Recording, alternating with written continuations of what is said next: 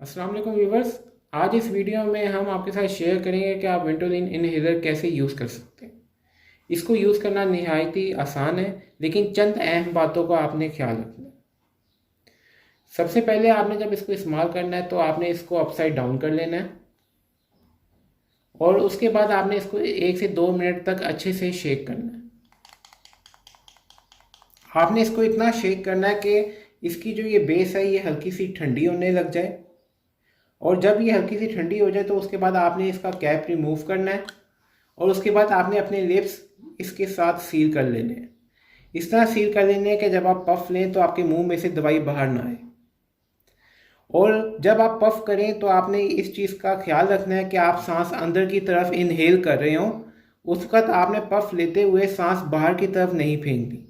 और 2 दफ़ा पफ लेने के बाद आपने इसको वापस कैप लगा देना है और इसको ठंडी जगह पे रखना है ताकि ये इनहेलर ख़राब ना हो।